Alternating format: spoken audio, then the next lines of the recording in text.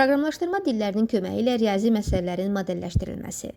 Salam hörmətli izləyicilər. Bugün proqramlaşdırma dillərinin köməyi ilə riyazi məsələlərin modelləşdirilməsi mövzusunu öyrənəcəyik. Riyazi məsələlərin həlli yalnız kağız üzərində deyil, kompüter vasitəsilə də aparıla bilir. Proqramlaşdırma dilləri məsələləri addım-addım hesablamağa və nəticələri tez əldə etməyə imkan verir. Bu dərsdə biz riyazi problemlərin proqram vasitəsilə necə modelləşdirildiyini öyrənəcəyik. Riyazi məsələnin modeli.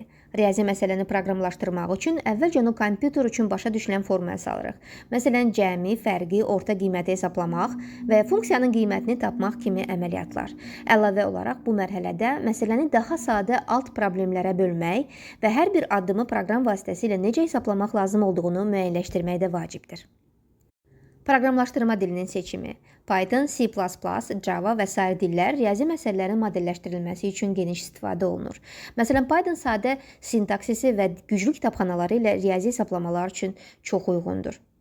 Əlavə olaraq proqramlaşdırma dilini seçərkən məsələnin mürəkkəbliyi, performans tələbləri və istifadəçinin dilə olan rahatlığı da nəzərə alınmalıdır. Python ilə sadə nümunəyə baxaq. Biz 3 ədədin cəmini tapmalıyıq.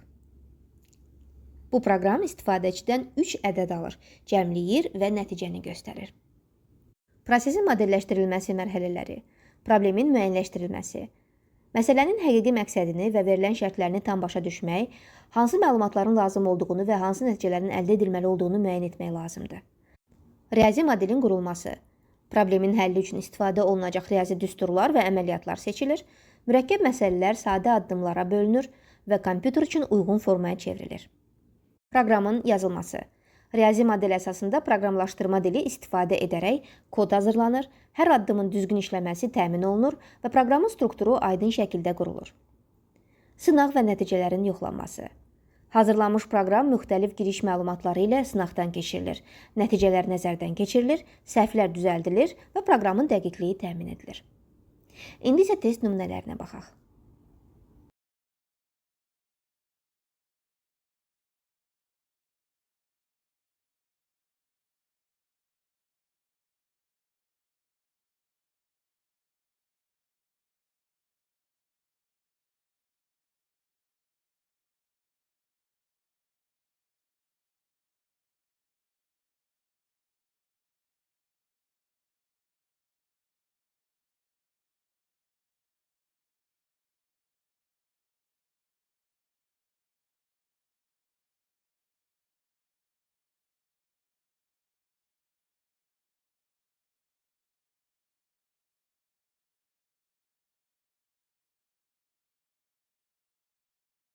Yekun.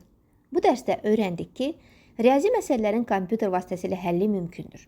Bu üsul insan səhvlərini azaldır və mürəkkəb hesablamaları daha sürətli həyata keçirməyə imkan verir. Proqramlaşdırma dilləri məsələləri modelləşdirməyə və nəticələri tez hesablamağa imkan verir.